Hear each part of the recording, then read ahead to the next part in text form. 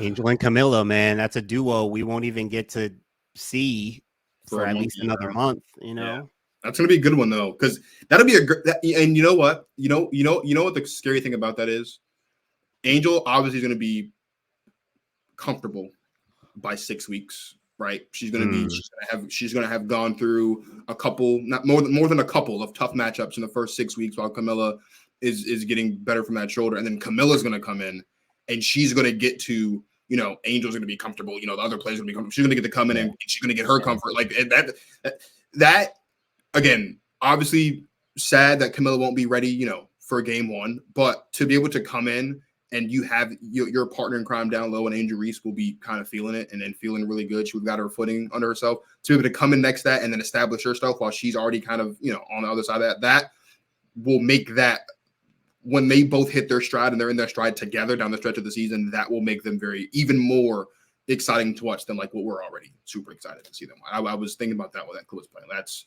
That's big. That's huge. But Martin Stories, my brother in Christ, give it to me. Who are your top 5 duos in the WNBA this season? So I think that first off, I think we have some work to do first, because the Aces clearly have a combination of maybe the top 3 or 4 duos depending on how you mix them. So I want to pose to you. Let's stay with the Aces. Let's just talk about the Aces duos real quick. Can we do that? Because that's what I wanted to do. I put down my 2 favorite combinations, and so not to sorry to on the spot, but I put together my 2 favorite duo combinations from the Aces. Okay. Yeah. So think about your favorites while I tell you mine. Think through it, because I know we didn't really talk about this, but my 2 favorite duo combinations would be Chelsea and Asia. So I have point guard. Someone's got to get Asia the ball. So I'll go point guard and power forward, Chelsea and Asia. And then I'll just take the 2 guard combination, Kelsey Plum and Jackie Young. So those would be my 2 duos that I take out from the big 4 Aces.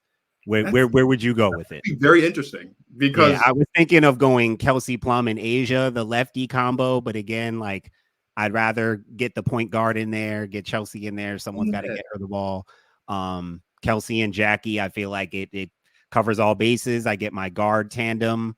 Yeah, I get everything between the 2 of them, and you could go different ways with it, but those are my 2 preferences. I'm 100% with you on Asia and Chelsea, because again, we talked about this with Kiki transferring, Kiki Ariapin transferring to USC. Like the best possible combination is the elite guard with the elite big. I just on that same line of thinking, for me, the second duo of the 4 that you would make, I think that I like the most is Jackie Young, Jackie and Asia Wilson. Yeah, that's the one for me. And Jackie and Kelsey would be like that third one. And the only reason why is, again, still going off of the guard big thing. Obviously, Jackie Young, not the level of passer that a Chelsea Gray is, right? But to your point, she can do a little bit of everything, right? She can pass, she can score, she can create her own shot. She can also get the ball down low to Asia. And she's really good on the defensive side of the ball as well. So from both sides of the ball standpoint, that those 2 together as a duo, that is the best defensive duo that you could make of the 4. And then Asia and Chelsea's the best offensive duo, I think, that you would have of the 4. So that's kind of what my thinking was. That's interesting. I didn't think about and we've seen Jackie and Kelsey on the floor together, of course, just like with just them 2, with Chelsea and Asia. Yeah. And the way I see it is give me Kelsey and Jackie. I could place them on a team and have them be and I could build a championship around the 2 of them. If I have a couple good, I get a good big and another good swing wing player forward, those 2 guards. Those are 2 elite guards. Those are 2 top 10 players, top 10. So. Yeah, that's me being a guard. I'm like, okay, let me pluck out the 2 scoring kind of all around guards or whatever out of there. So that was interesting to me, just looking at the duos coming out of the Aces, because you could just do a thing on that. So after the aces duos, my next duo is Alyssa Thomas and Dewana Bonner.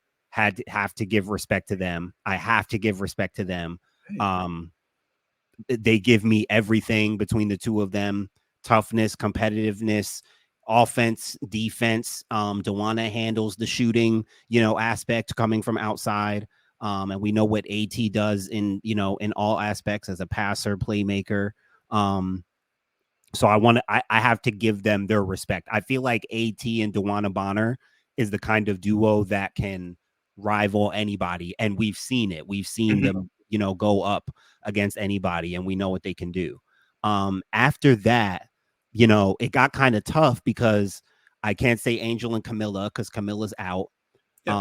I want to say Arike and Satu based on last season, but Satu is out right now. So if I'm saying, top 5 duos right now, I don't know. Skylar and Jewel, I don't know if they haven't played yet together. We haven't seen it yet. So I want to say them, but I don't know if I should even count them. So then I feel like I'm left with, not to say I'm left with, but I still have them down. I'm going to say Stewie and John Quell.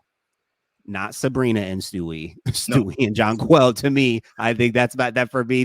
I would say them as a duo.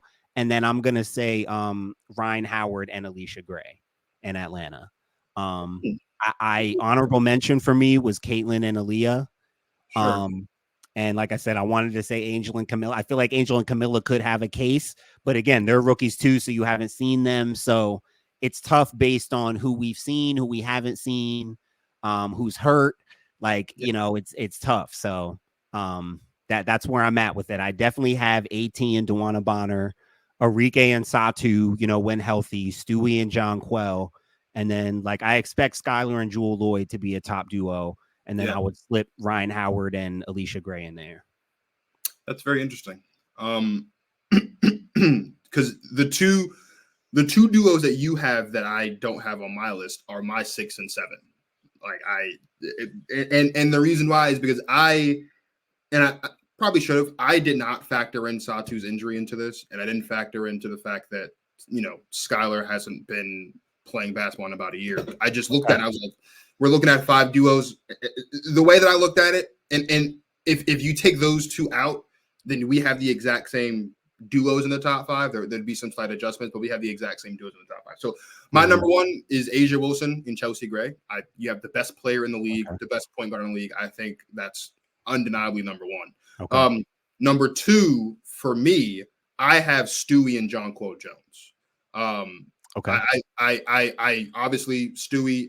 If you don't want to say she's just number 2, if you want to say she's 1B to Asia's 1A, like whatever, she's up there. And John Quo Jones, we as like a fandom, as like media, all that stuff, it took, and a part of this was because of what was going on in the season, but it took us until after the All-Star break to really look at John Quo Jones and be like, yeah, like she's the second best player on this team.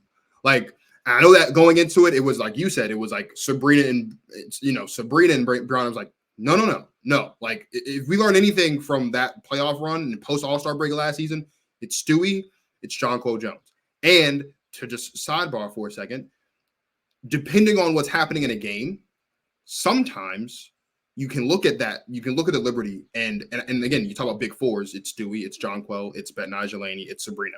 Sometimes you look at that team, and depending on the matchup, depending on how the night is going, sometimes the best 4 players on that team are in that order: Stewie, John Quell Jones, Betnijah Laney, Sabrina Ionescu.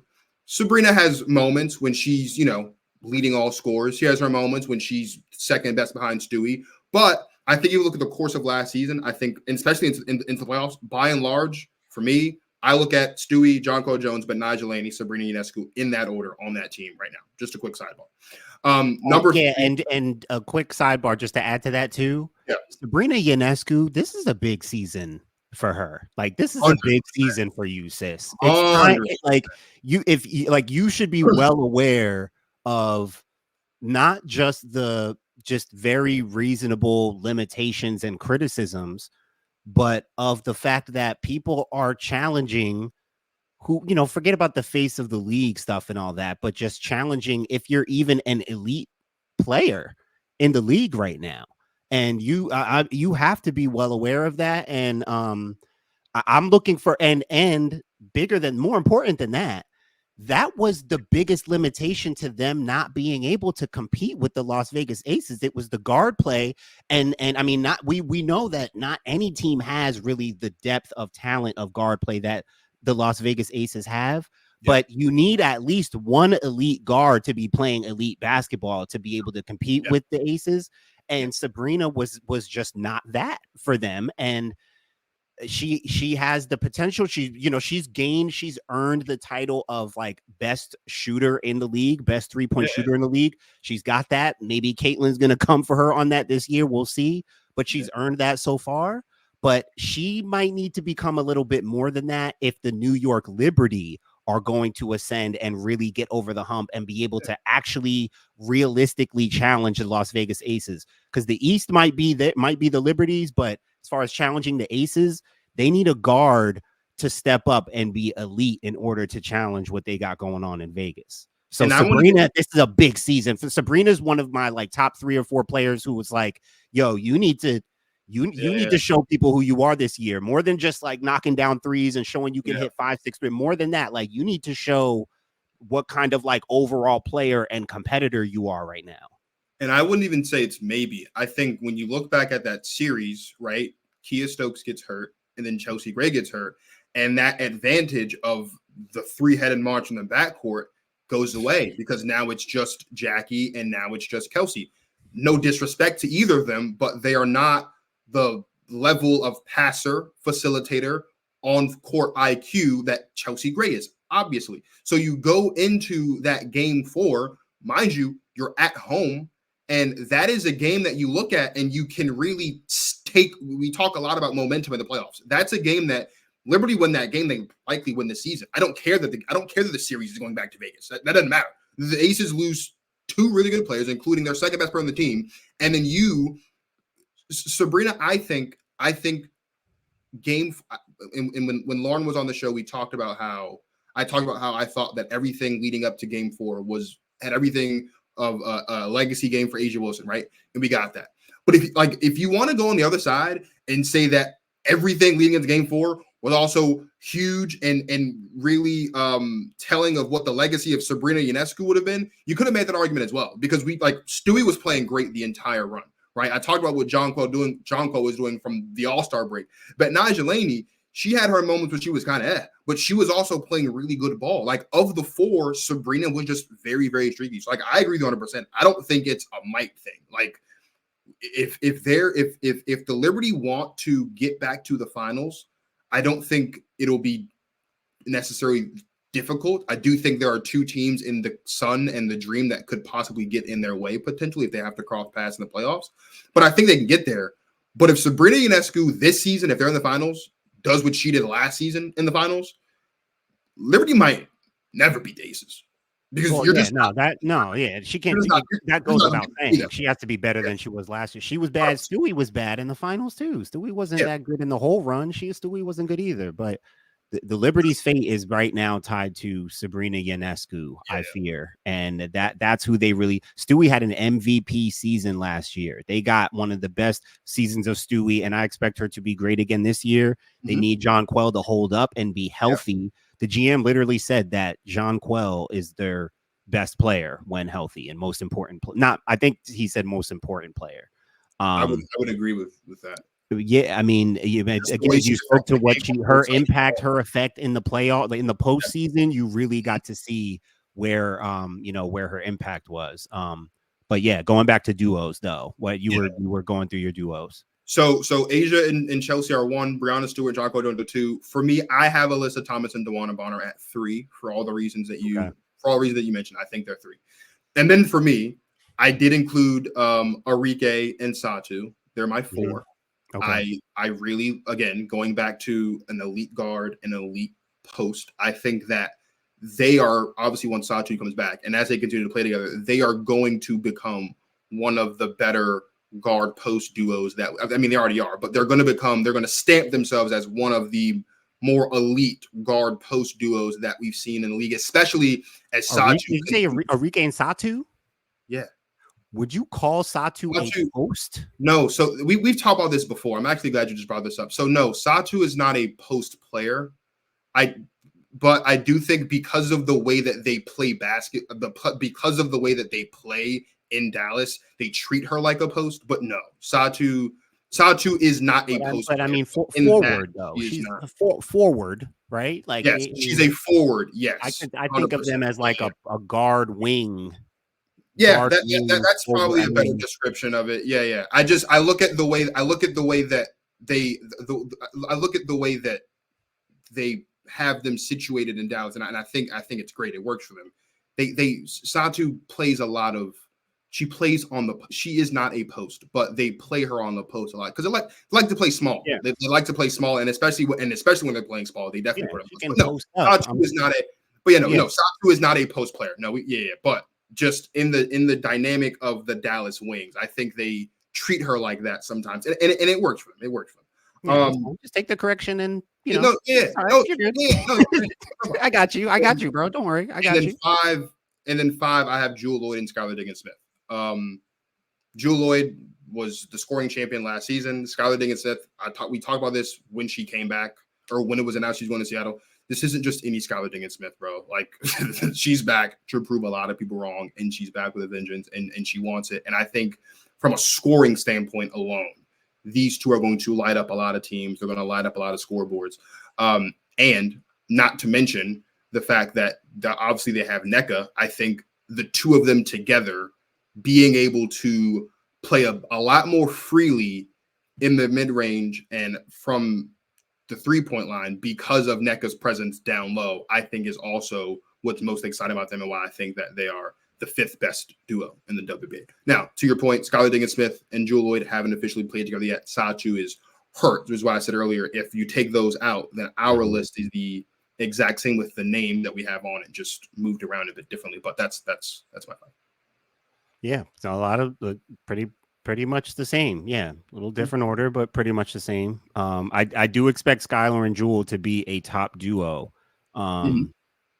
It's like, again, with them, it's like another thing where maybe Skylar and NECA become the duo, or Jewel and NECA are the duo, but that backcourt, you certainly look at them, their history, Notre Dame and all that, like you expect them to be like a top backcourt in the league. So no, for sure. I'm looking forward to that.